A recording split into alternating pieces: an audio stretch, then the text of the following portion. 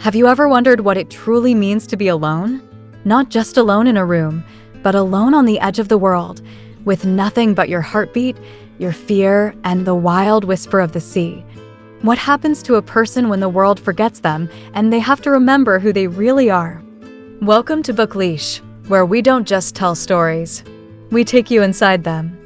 Because some books don't just entertain. They awaken something buried deep within. And today, what you're about to hear isn't just a summary. It's a journey, one you may never forget. Let's begin. What drives a man to abandon everything: comfort, safety, family, just to chase the unknown? Robinson Crusoe was not a hero when his story began. He wasn't brave, nor wise. He was just a restless boy with a storm in his chest and a hunger in his eyes. He wanted to sail, not just across the sea, but away from everything predictable. His father begged him, "Stay, study, work, live the steady, ordinary life." But Crusoe's soul wasn't built for stillness. And so, without blessings, without goodbyes, he left. And the sea, almost instantly, punished him. His first voyage was disaster. A storm, a sinking, a near death that should have sent him running back home. But he didn't go back, because something inside him whispered, "This is who you are now." So he went again, and again. And then, something went wrong. A shipwreck unlike any before. Violent, ruthless, final. His crew lost, his ship shattered, his hope drifting on broken waves. Crusoe washed ashore on a stretch of empty land, alive but alone. No compass, no map, no fire, no food, no voice but his own. That day, the world became silent, and the silence was terrifying. But Crusoe didn't die. He built, first with fear, then with instinct. A shelter, then tools, a garden, a goat pen, fire, water catchers. Slowly, desperately, he clawed a life out of nothing. And yet, survival is not the same as living. Every day, he watched the horizon. Every shadow sparked hope. Every crash of waves might have been a sail. But no one came. Weeks became months. Months became years. His beard grew long. His skin burned dark. His voice grew hoarse from disuse. Loneliness is not loud, it's heavy. He carved notches into wood to mark time. He spoke to himself just to hear a sound. He read the Bible he salvaged, not from faith at first, but from hunger for meaning. And slowly, something began to shift inside him. He began to pray, not for rescue, but for peace. But then, one morning, while walking the beach, he saw it. A footprint. Not his. Not an animal's. A human footprint. Panic shot through his veins. Not joy, a panic. For the first time in years, he realized he wasn't alone. But who was it? Friend? Foe? What kind of man or beast left that mark? Days passed with sleepless nights. Crusoe armed himself, reinforced his shelter, waited, hunted more cautiously. Trust, after all, dies quickly in isolation. And then, one day, he saw them. Cannibals. They came by boat, savage, strange, brutal. They danced around a fire, and Crusoe watched, frozen, as they performed their horrific rituals. He wanted to run, to hide, but then he saw one try to escape. A man, young, barefoot, desperate. And Crusoe made a decision. He would save him. He fired. He shouted. He ran. And for the first time in years, his voice was heard by another soul. The young man dropped to his knees in front of him. Grateful. Alive. Crusoe named him Friday. And from that moment, the island changed. Not because Crusoe was no longer alone, but because something inside him softened. Friday was not a servant, not a project. He was a companion, a brother, a mirror to Crusoe's better self. Crusoe taught him English. Friday taught him joy.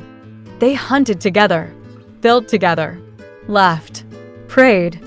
Years passed. They built not just shelter, but something that felt like home. And just when Crusoe had stopped watching the horizon, it happened. A ship appeared. But it wasn't rescue, it was rebellion. A mutiny. Sailors had taken the captain hostage. The ship floated, poisoned by greed. Crusoe could have stayed hidden, but he didn't. He and Friday watched from the shadows. They planned. And then, in the night, they struck, cleverly, silently, with all the cunning he had earned over decades of survival. The mutineers fell. The captain was saved. And at last, Crusoe was offered a place on the ship. Home. He looked back at the island, his prison, his sanctuary. He said goodbye to every palm tree, every stone, every secret path. And then he sailed away. Home was not as he remembered. The world had changed. His family had aged. He had money now, stories now. But more than that, he had something no storm could take. Peace. Because the island hadn't broken him. It had built him. The sails filled with wind, and the island slowly disappeared behind him. Crusoe stood at the edge of the ship, watching the horizon swallow 18 years of solitude. He had survived, but what now? Home wasn't waiting the way he'd imagined. His father gone. His mother gone. The house where he once dreamed of the sea was silent, cold, unfamiliar. Time had moved forward without him, and Crusoe, he didn't know how to live in a world that hadn't suffered the silence he had. He tried. He walked the streets. He heard voices. He slept on soft beds, ate food cooked by others. But something inside him had changed quietly, permanently. He no longer feared the jungle or the night, but he feared the noise of crowds. He feared meaningless talk. He feared becoming ordinary again. And yet, something stirred in him. Responsibility. He wasn't a boy anymore. He had land now. Wealth from the plantation he'd left behind so long ago. His name carried weight. He was, at last, someone. But that question, that haunting, that never left, was he still the man the island had carved out of stone and sand? He tried to settle, bought property, met old acquaintances, told his tale to stunned listeners. Some called him mad, others called him blessed, but none of them understood what it felt like to count time by scars and sunrise. Friday stayed with him, faithful as ever. But even Friday felt out of place in this world of shoes, clocks, and customs. His spirit was too free for walls. Then came news that changed everything again. The land Crusoe had left behind in Brazil, the plantation, had prospered. He was wealthy beyond anything he had imagined. But money did not bring peace. It brought visitors, greedy ones, flattering ones, ones who whispered about investments, marriage, expansion. He listened. He nodded. But every night he dreamed of the island. And so once again he left. Not out of rebellion this time, but out of yearning. He wanted to see it again. Touch the earth that had once fed him, tested him, saved him. Friday came too. And this time, they weren't shipwrecked. They came with intention. What they found was strange. The island, though wild, was changed. Others had come, mutineers who had stayed, tried to survive, to build. But they had struggled. Crusoe's careful systems, his shelter, his lessons, they had forgotten them. And the island had punished them. Crusoe did not return as a castaway. He returned as a ruler. Not in pride, but in quiet strength.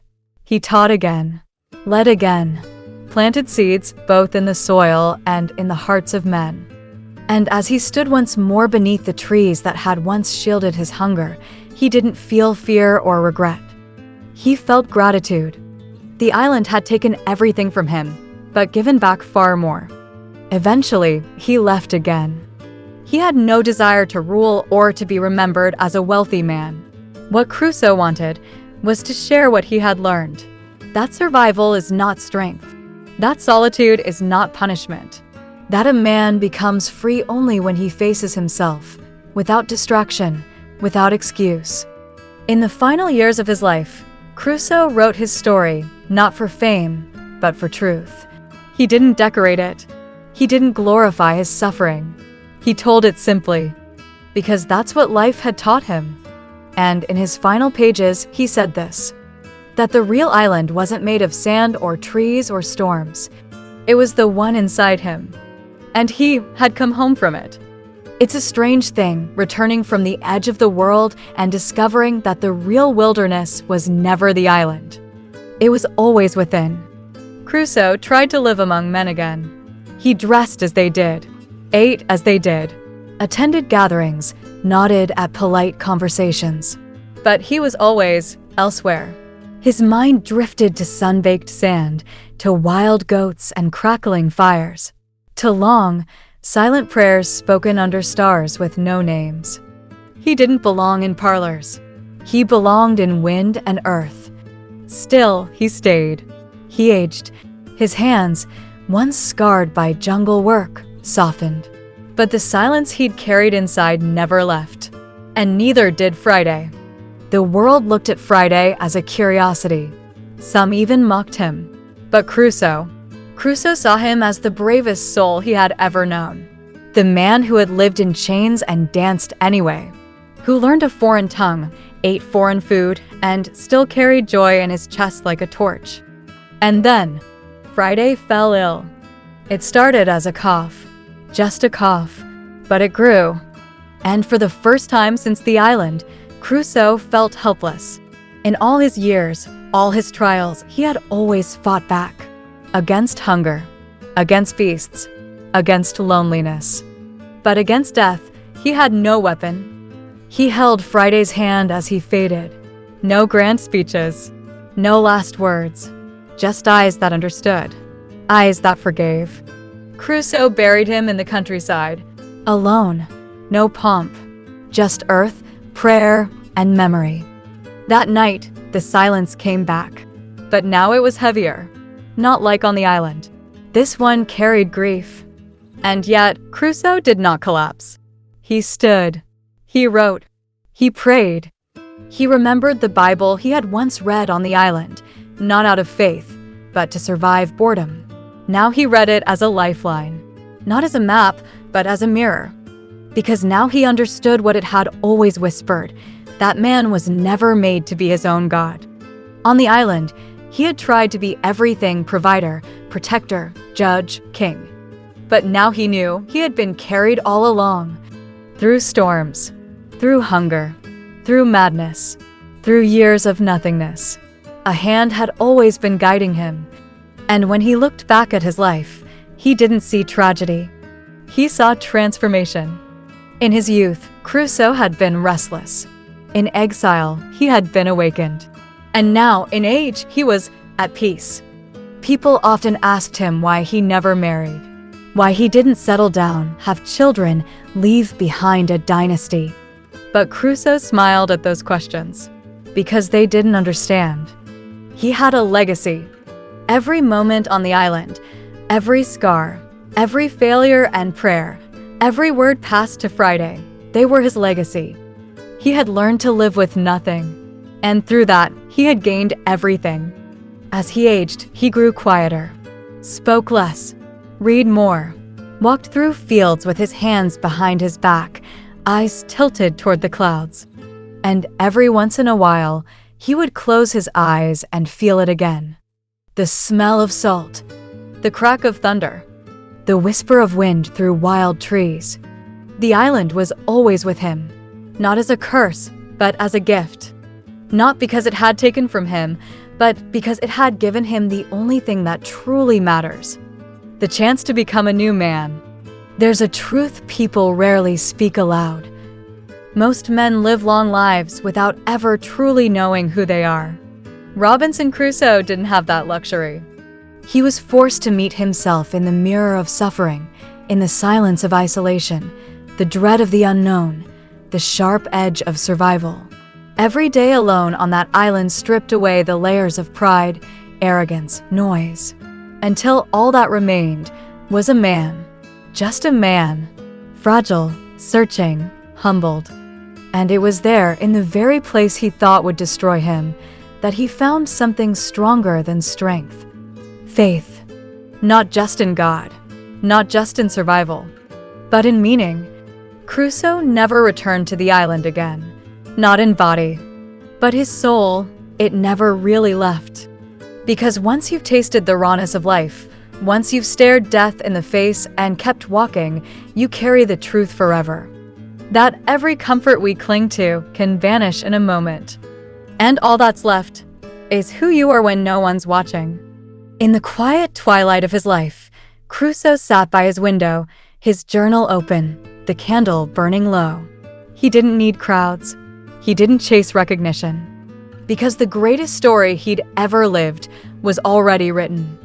Not in the pages of books, but in the beating of a heart that had learned to endure, and in the soft smile of a man who had once been lost and was now finally found. And maybe now, after hearing his journey, you're wondering something too. What would you become if stripped of everything? What would be left if the world turned silent? Would you collapse or awaken? Robinson Crusoe isn't just a story of shipwreck and survival. It's a mirror. And maybe it's time you looked into it. So go read the book, feel its pages, hear Crusoe's voice. And when you do, you may just find your own island waiting, and your own strength buried beneath the waves. If this journey moved you, if Crusoe's story lit even a small spark within you, don't let it fade. Subscribe to Bookleesh, where stories aren't just told, they're lived. And I'll be right here, waiting to walk with you into the next one.